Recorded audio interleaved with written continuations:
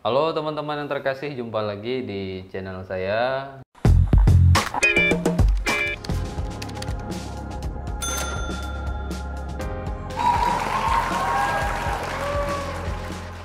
Kali ini kita kedatangan tamu yang spesial, itu Frater Kehi.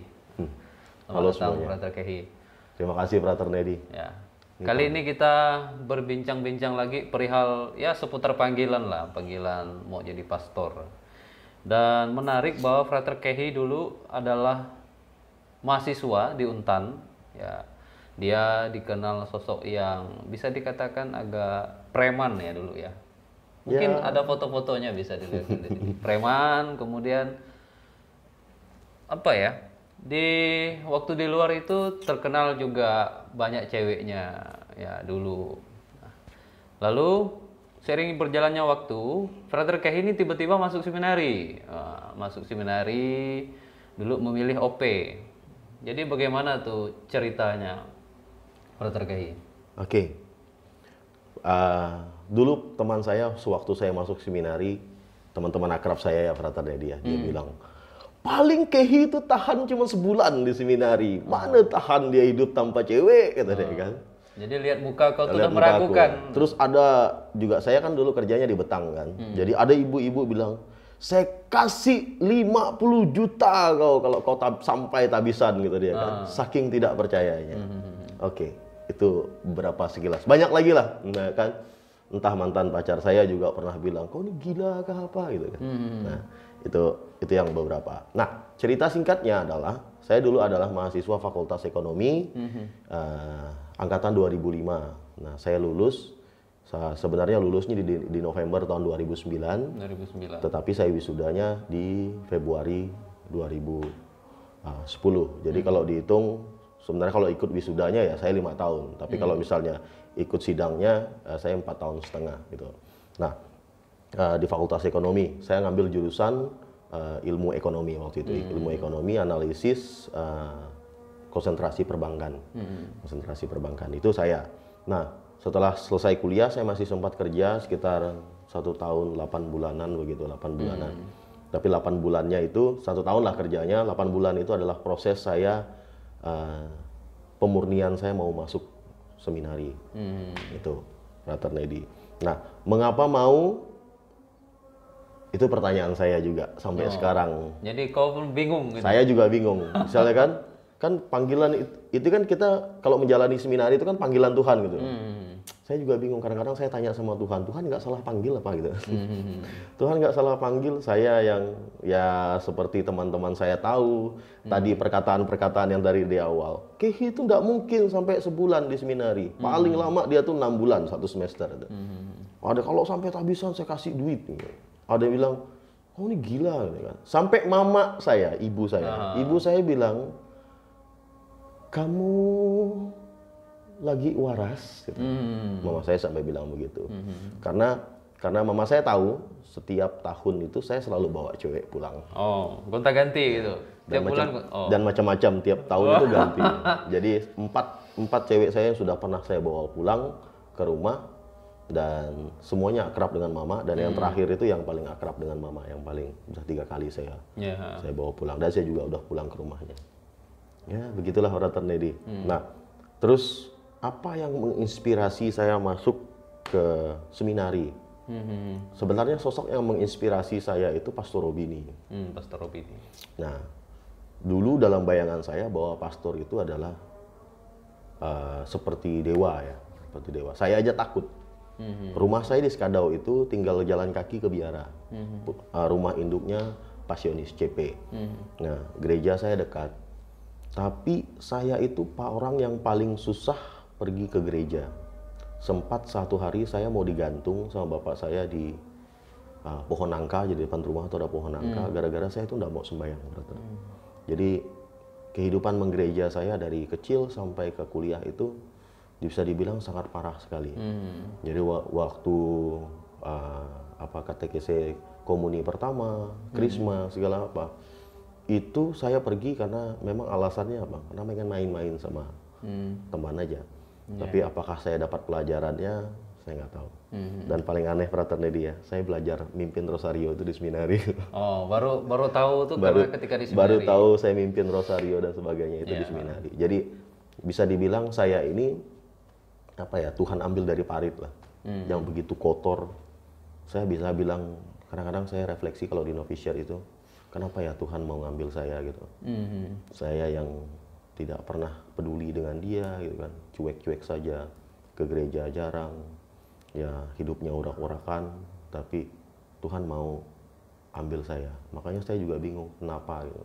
Dan saya pernah tanya sama formator saya di novitiate, bukan formator tapi bapak pengakuan. Saya tanya, Father, saya bilang, kenapa saya yang dipanggil Tuhan? Saya tuh begini-begini, saya ceritakan sama.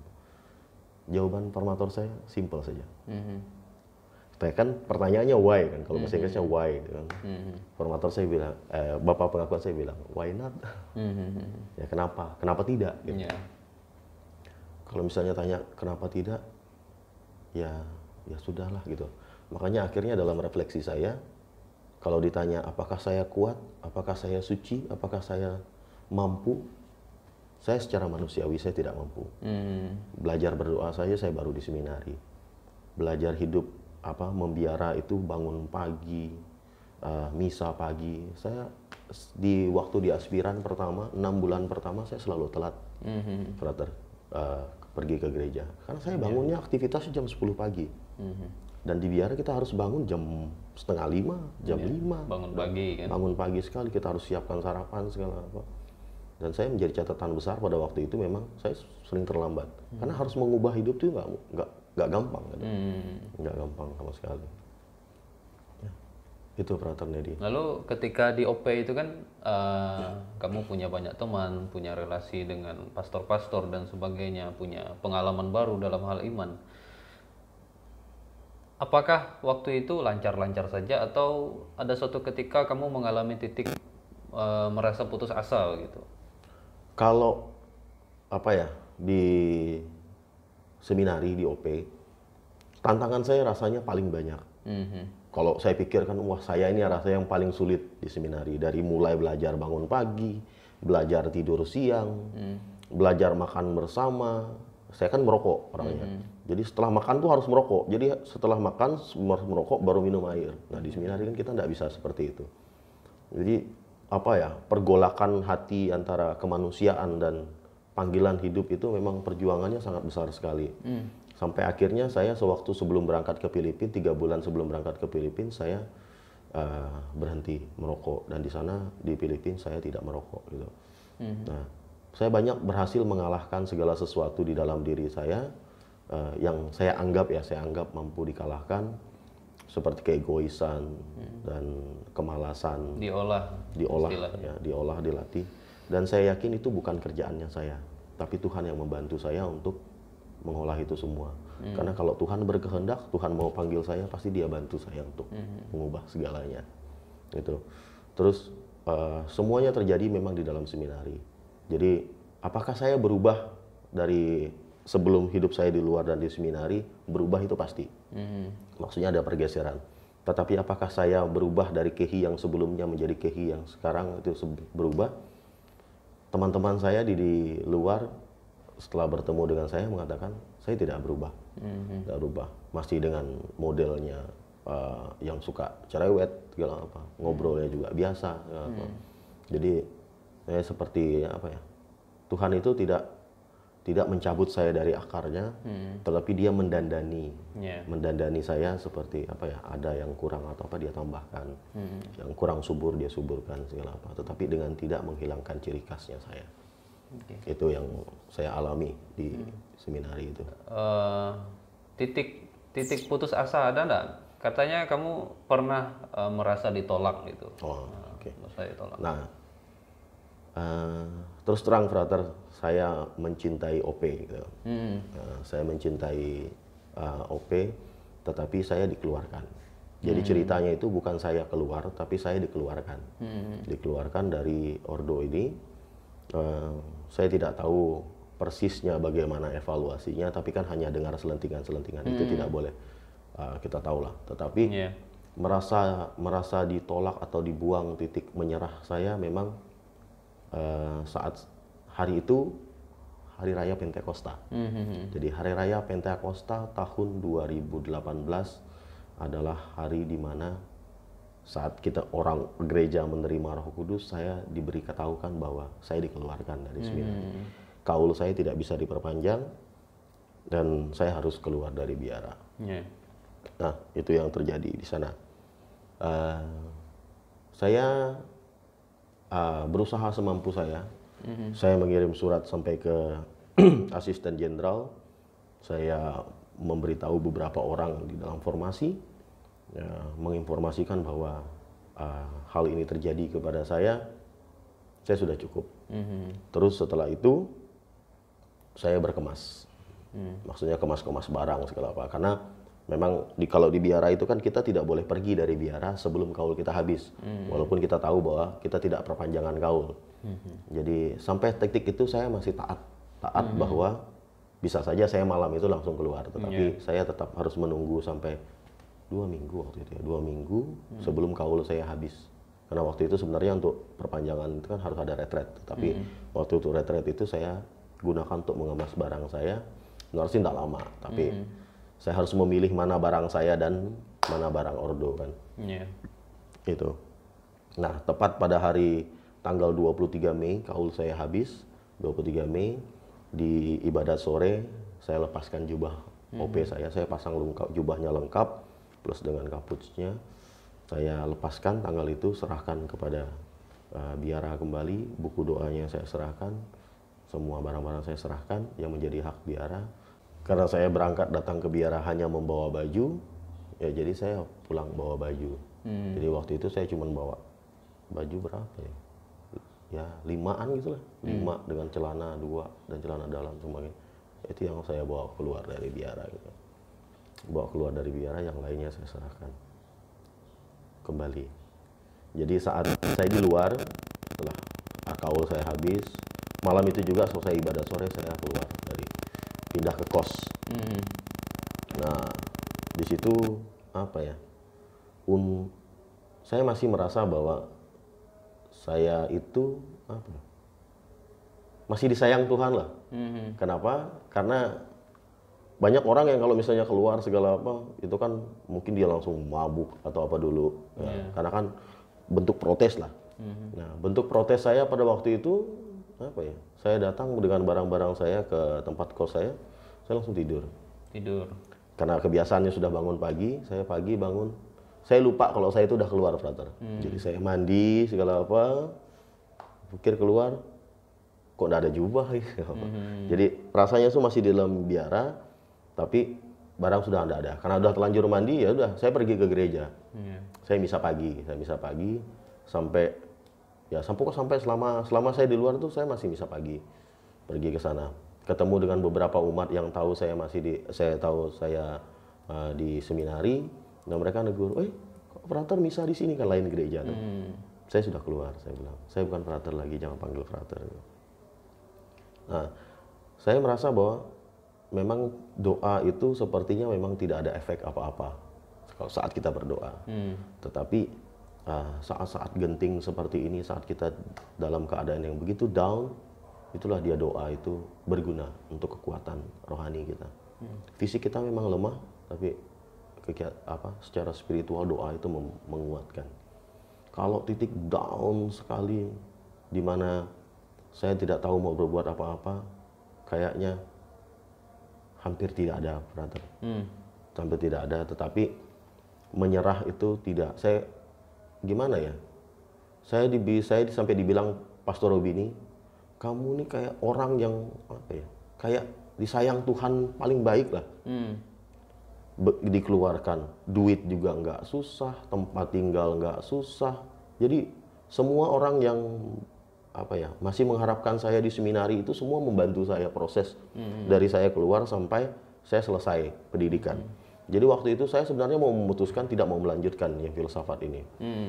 Tapi beberapa orang termasuk Pastor Robini juga mengatakan selesaikan filsafatmu. Dalam situasi seperti itu kan untuk beberapa orang ketika dia ingin sekali mau jadi imam, ya dalam konteks pendidikan waktu itu kamu OP kan, Ketika ditolak kan beberapa orang pasti merasa wah kekecewaan yang sangat besar gitu. Dia mau jadi imam kok ditolak oleh kongregasinya dan sebagainya dengan alasan-alasan tertentu. Dan mungkin ada yang merasa bahwa itu akhir dari panggilannya. Ada yang merasa seperti itu. Ada enggak waktu itu kamu merasa terbersit seperti itu sehingga rasanya wah saya menyerah sajalah gitu. Ya. Saya enggak tahu ya kenapa. Dalam situasi seperti itu waktu itu. Dalam situasi itu saya bingung juga, brother. Kok rasanya enggak menyerah gitu. Seharusnya gitu kan. Saya ya sudahlah gitu kan.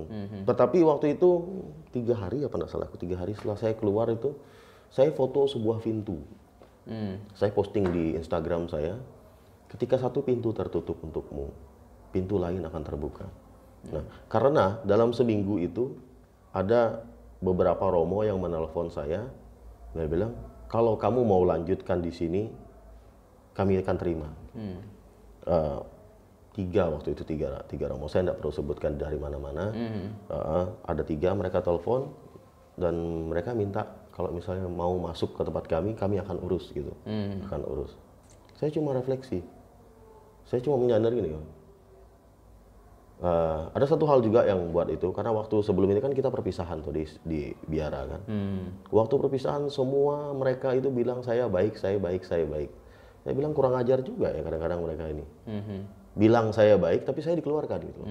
Nah, tapi romo-romo yang menelpon itu, terus umat-umat yang mensupport juga, dan mereka yang masih selalu mensupport panggilan saya, berarti sebenarnya ya mungkin ada jalan lain kali untuk panggilan saya.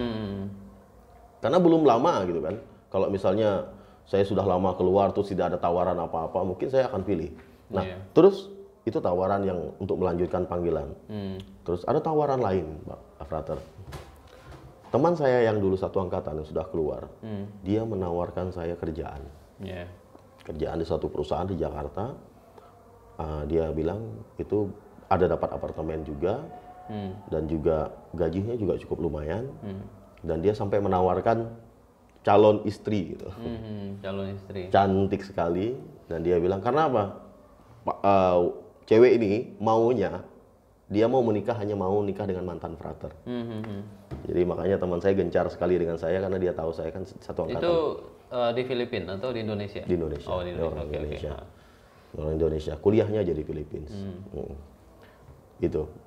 Jadi ada 2 pilihan yang apa ya? Sama-sama menggiurkan. Menggiurkan dalam arti lanjut panggilan saya masih bisa tetap lanjut, atau saya hidup di luar, kerjaan sudah ada, apa-apa udah ada. Makanya saya bilang Tuhan mau apa sih dengan saya pada waktu itu. Mungkin down-nya adalah karena pilihannya begitu, 2 cabang gitu. Bukan cabangnya misalnya tidak ada yang menawarkan jadi pastor lagi, terus tawarannya ini kan jelas gitu.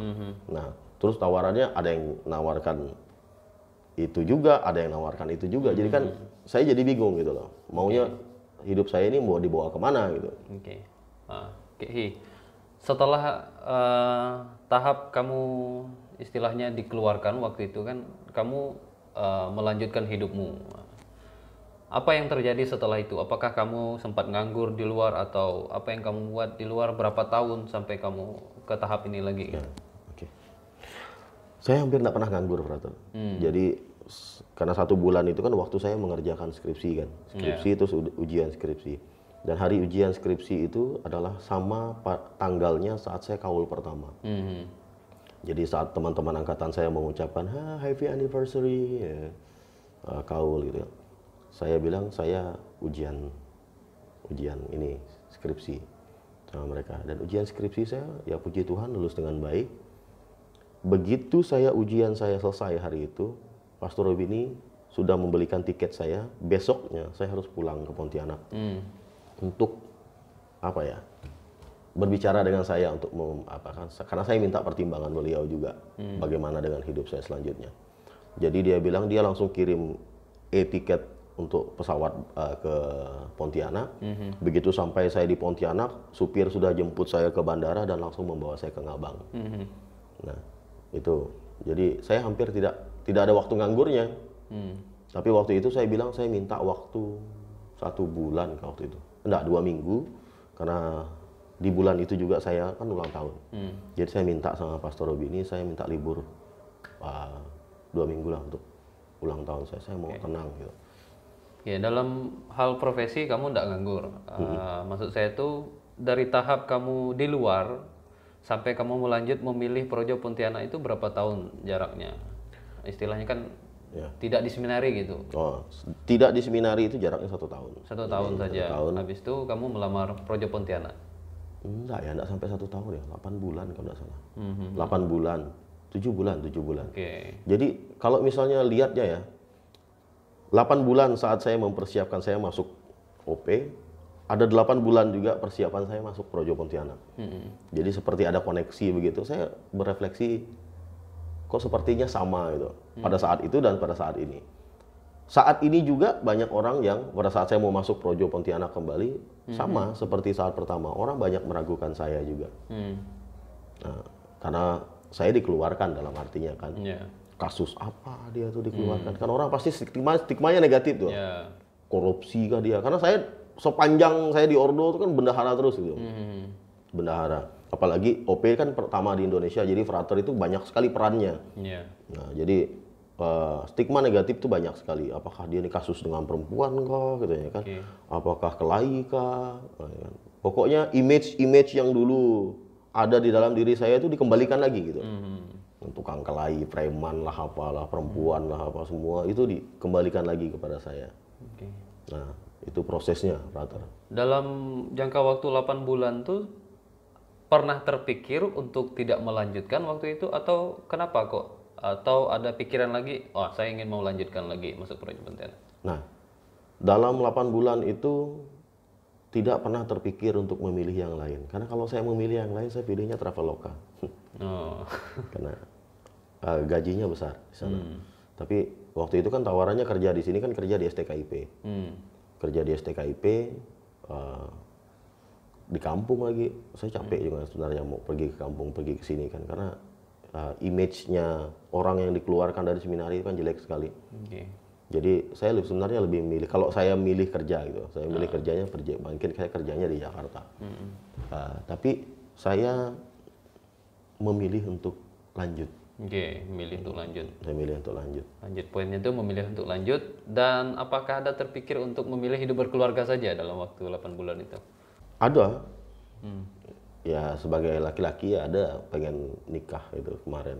Apalagi yang tawarannya itu kan, siapa yang nggak mau. Terus wah, teman saya bilang, wah kalau kamu nikah sama dia ini tidak perlu susah, tidak perlu nyari kerja. Kamu kerja aja dengan sekarang ini untuk persiapan, terus nanti kalau kamu nikah sama dia ngelanjutkan usaha mereka. Karena dia juga udah punya usaha segala. Lalu apa yang membuatmu kamu bisa men-skip perasaan itu? Memilih panggilan saja kok daripada yang memilih berkeluarga. Ya, yang membuat saya itu ya apa ya men-skip itu, kalau saya mau kawin, kenapa enggak dari dulu gitu? Jadi kayak ada pertanyaan dan menantang gitu dalam dirimu tuh. Tuh dari dulu juga, kalau dibilang mau nikah ya pacar saya udah PNS, saya kerjanya juga udah lumayan bagus gitu kan. Dan kenapa baru muncul sekarang tuh capek-capek di seminari berapa tahun? Nah bagus lanjutkan saja gitu kan. Itu yang pikiran saya.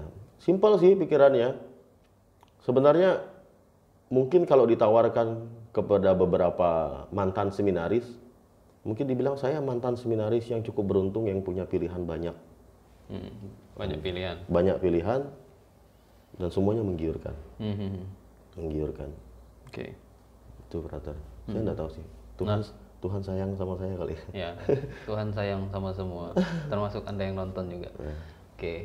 Setelah itu kan kamu memilih Projo Keuskupan Agung Pontianak. Dalam proses memilih itu, kenapa kamu yakin dengan Keuskupan Agung Pontianak dan apa permenunganmu, refleksimu? Jadi sewaktu disampaikan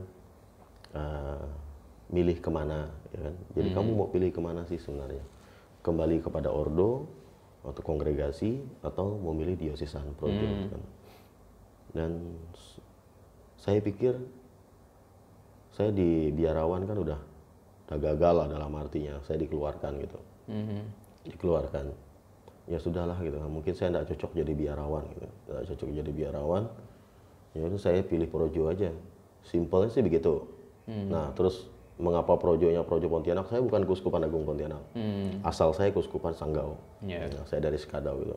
Mengapa saya tidak kembali kepada daerah saya saja menjadi Projo Sanggau? Karena teman-teman yang di Projo Sanggau juga udah menawarkan kemarin. Terus kenapa saya memilih Pontianak? Simpelnya karena uskupnya. Jadi simpelnya karena uskupnya, karena beliau yang bertemu saya langsung. Bertemu saya langsung karena Pastor Robi bawa saya ketemu beliau. Dan beliau menjelaskan kepada saya, kalau kamu mau ikut kami, mau projo, begini. Nah, beberapa pastor yang saya temui juga, misalnya begini, ada yang di projo yang lain, misalnya saya akan membantu kamu ketemu dengan uskup, saya membantu ketemu dengan ini, kenapa? Nah, tapi pada waktu itu kan syaratnya harus minta rekomendasi dari ini kan, ordo kan. Karena saya kan dikeluarkan lagi kan, stigmanya kan jelek sekali dikeluarkan. Jadi saya harus meminta surat rekomendasi. Jadi pada waktu itu Biara Pontianak sudah bersedia mengeluarkan surat rekomendasi untuk saya. Tetapi Pastor Robini bilang tahan, kita tunggu provinsial. Jadi saya tunggu provinsial gitu untuk ini berbicara dan meminta rekomendasi. Makanya itulah akhirnya saya pilih Projo Pontianak sambil menunggu rekomendasi dari provinsial pada waktu itu. Perlu lanjut ke cerita yang provinsial ini? Boleh kalau kamu bersedia. Jadi ada sekitar 3 bulan pada waktu itu menunggu provinsial, karena provinsial datang untuk canonical visit ke Pontianak itu pada bulan Januari akhir, pada waktu 29 Januari, Pesta Santa Katarina Siena. Nah, saya adalah orang yang diberi kesempatan untuk seperti wawancara dengan provinsial. Jadi kalau di Ordo itu canonical visit, jadi dia provinsial itu punya kesempatan wawancara dengan setiap anggota, baik frater maupun pastor. Nah, saya ini kan bukan lagi OP gitu kan, tetapi saya diberi kesempatan untuk berbicara dengan beliau untuk mengklarifikasi semua evaluasi yang dituduhkan kepada saya. Nah, pada waktu itu dia bersumpah, "Woi Kehi, apa kabar?" Dia bilang kan. Dia berbicara dengan bahasa Indonesia karena dia taunya apa kabar kan. Karena dia mantan misionaris juga di Sri Lanka 9 tahun. Dan dia adalah juga pernah menjadi superior di novisiat kami. Jadi waktu itu dia superior dan kami waktu itu novis. Jadi saya sering berbicara dengan beliau waktu novisiat. Nah, dia bilang ngobrol, dia bilang, "Coba tolong jelaskan kepada saya mengapa evaluasimu seperti ini." Ada 12 evaluasi besar. Saya juga kaget kok sampai banyak sekali. Padahal saya udah 8 tahun. 7 tahun di OP, kok saya banyak sekali evaluasinya kan. Padahal evaluasinya cuma setahun. Saya cuma bingung. Tapi saya tidak perlu jelaskan itu semua. Saya sudah klarifikasi dengan beliau. Dan beliau mengatakan kepada saya, sebenarnya saya mau cancel, Kehi. Dia bilang, sewaktu evaluasi itu datang ke meja saya mau cancel dan saya mau terima kaul kamu. Tapi saya mau cari alasan apa yang membuat saya meng-cancel evaluasi kamu. Saya tidak ketemu, dia bilang. Makanya sebagai provinsial dia bilang, saya punya hak untuk meng-cancel semua evaluasi dan menerima kamu, dia bilang. Saya bilang, kenapa Father tidak lakukan? Saya nggak tahu, dia bilang. Saya nggak tahu kenapa, karena saya tidak menemukan alasan itu, kenapa tidak. Saya tahu kamu, dia bilang kan. Ya, dia bilang. Terus Kehi, dia bilang, setelah ngobrol-ngobrol panjang segala apa, singkatnya aja, apa yang harus saya lakukan untuk kamu? Saya bilang, Father, saya mau lanjutkan panggilan saya. Saya mau lanjutkan panggilan saya. Tolong tulis rekomendasi kepada saya. Saya mau masuk calon imam Keuskupan Agung Pontianak. Jadi singkat cerita, setelah kami berbicara dan berevaluasi di situ, semua sudah saya klarifikasi dari kasus pertama, kasus kedua sampai kasus yang terakhirnya. Dan dia langsung masuk ke kamar. Setelah selesai dia masuk ke kamar, dia langsung buat surat rekomendasi. Tidak lama, 15 menit dari itu dia keluar lagi.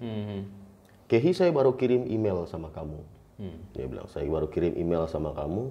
surat evaluasi rekomendasi kamu. Frater Nedi, orang yang sudah dikeluarkan dari ordo, kalau mau masuk ke tempat yang lain, evaluasinya itu atau rekomendasinya itu akan langsung dikirim kepada uskup atau akan langsung dikirim kepada ordo yang selanjutnya dia mau masukkan. Tetapi saya diberikan dan dikirim kepada email saya dan saya diminta print, saya diminta mengkoreksi. Saya bingung sekali. Saya bilang, Father, ini seharusnya dikirim ke uskup. Ya kamu baca dulu, siapa tahu salah. Iya, ya sudahlah saya baca gitu kan, saya baca. Rupanya nama Monsinyur Agus agak salah di situ, saya perbaiki. Padahal cuma nama Monsinyur Agus. Karena di bawahnya saya tidak berani, karena hasil evaluasi dia kan. Maksudnya mengapa dia merekomendasikan gitu. Dan itu biar saya yang simpan di dalam hati saya. Surat rekomendasi itu. Biar tidak boleh keluar lah. Dan saya bisa tersenyum lebar dengan surat rekomendasi itu. Dan kamu merasa enjoy ya sekarang? Ada enjoy-nya, ada enggaknya. Jadi Frater, waktu saya diberikan surat rekomendasi itu dan saya berikan kepada uskup, saya berikan tanggal 10 Januari baru bisa ketemu uskup. 11 Januari surat penerimaan saya sebagai, sehari setelahnya penerimaan saya sebagai calon imam Keuskupan Agung Pontianak. Dan 2 hari setelahnya tanggal 13 saya dikeluarkan SK untuk pastoral di STKIP Pemanetali Nongabang. Nah itu, jadi singkat sekali tek gitu. Nah sewaktu saya terima SK dan surat penerimaan itu, disitulah dia titiknya saya kebingungan besar. Kebingungan besar dalam artian apa ya? Ada sesuatu yang bergejolak dalam diri saya.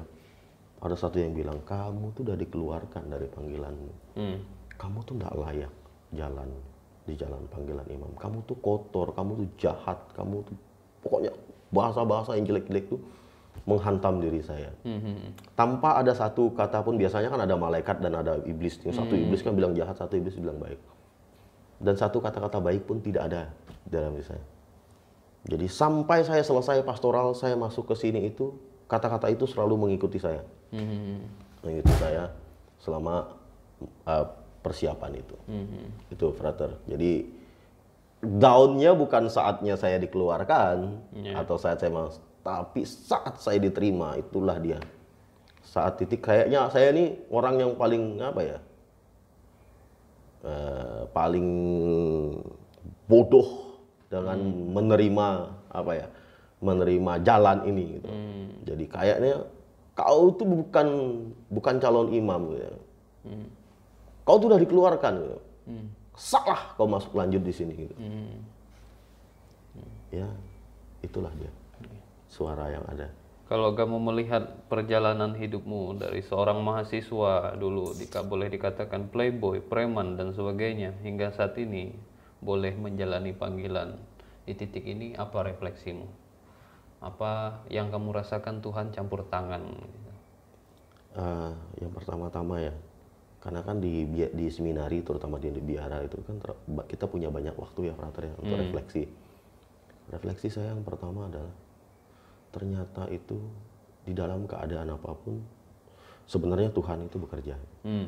Kita aja yang nggak sadar. Nah, saat kita merasa Tuhan paling jauh dengan kita, disitulah dia titik paling dekatnya Tuhan dengan kita. Dan ini bukan soal omongan bahasa kitab suci atau bahasa orang yang untuk menyenangkan, enggak.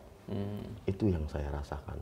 Saya rasakan bahwa saat saya dibuang sekalipun, yang membuang itu manusia, bukan membuang itu Tuhan. Itu yang saya rasakan. Jadi dalam perjalanan panggilan saya, mulai dari saya kuliah, kerja, masuk OP, dikeluarkan, membantu kerja, beberapa persiapan untuk sebelum masuk dan masuk. Jadi dari kuliah, kerja, masuk OP, keluar dari situ dikeluarkan, terus persiapan mau masuk ke sini, ke Projo Pontianak, sampai saya di sini, Tuhan bekerja. Tuhan bekerja untuk saya dan banyak hal yang terjadi dalam hidup saya yang benar-benar apa ya, saya rasakan langsung bahwa Tuhan itu bekerja, bahwa bawa nakal senakal apapun orang, atau sejahat-jahat apapun orang, apa sebenarnya Tuhan itu dekat. Tinggal kita aja yang apa ya, recognize apa ya, menyadari bahwa Tuhan itu dekat dengan kita. Oke, luar biasa sharing Frater Kehi kali ini. Tetapi saya agak tertarik tadi di awal kan kamu cerita bahwa kamu dulu tuh pernah bawa cewek ke rumah, punya banyak pacar dan sebagainya. Bisa dikatakan di setiap gang mungkin punya pacar kamu. Ya, playboy lah istilahnya. Ketika kamu memilih mau masuk seminari itu apa tanggapan mantan-mantanmu itu, dan bagaimana cara kamu mengolah hati hingga kamu bisa menjalin relasi yang baik dengan mereka tanpa harus menyakiti. Ya, mantan saya yang terakhir kemarin ibunya baru meninggal. Jadi dengan dia itu kami sudah beli cincin kawin. Cincin kawinnya masih saya simpan. Udah mau tunangan? Ya udah mau tunangan. Jadi udah mau tunangan. Gaun sudah dipilih segala macam-macam. Maksudnya konsep pesta itu kami sudah punya tabungan sama-sama waktu itu. Jadi saya kontak dengan dia, tanya kapan ibu meninggal.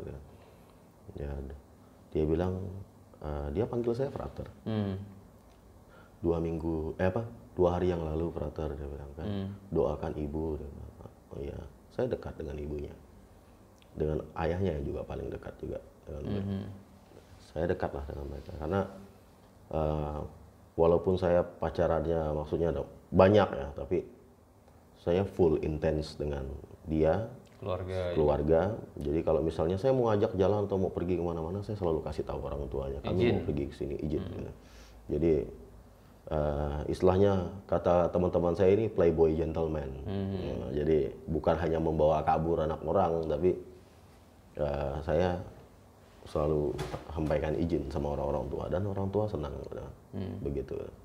Walaupun sebenarnya orang tua yang ini kasih tahu, orang tua sana juga dikasih tahu gitu kan. Jadi 2 sampai 2. Ya nggak masalah sih menurut saya.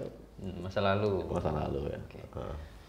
Nggak, tanggapan mantan-mantan dulu ketika kamu masuk seminari, ada nggak kamu dengar mungkin mereka tuh menangis atau kecewa sekali gitu? Ya, sewaktu saya memutuskan untuk masuk seminari, pacar saya cuma bilang, kamu gila gitu. Kita nih mau kawin, ngapain kamu mau masuk seminari gitu? Persiapan kita udah banyak. Ya, saya nggak tahu, memang saya mungkin lagi gila kali ya bilang. Ya kalau menangis ya menangis, makanya persiapannya sampai 7 bulan. Jadi untuk meyakinkan dia bahwa saya benar serius mau masuk gitu. Sebenarnya 2 orang yang saya cintai yang melarang itu kan pacar saya dan ibu saya. Sama-sama melarang dua-duanya. Karena dua-duanya tuh kayak sepakat gitu. Sepakat bersekongkol untuk menggagalkan saya supaya tidak masuk seminari gitu. Tapi persekongkolan mereka gagal gitu. Karena mungkin Tuhan lebih kuat dari mereka. Jadi beberapa tuh seperti itu situasinya. Terus tanggapan yang lain katanya, mantan-mantan yang lain tanggapannya tidak percaya. Oh, tidak percaya. Ketidakpercayaannya apa? Itu rahasia lah.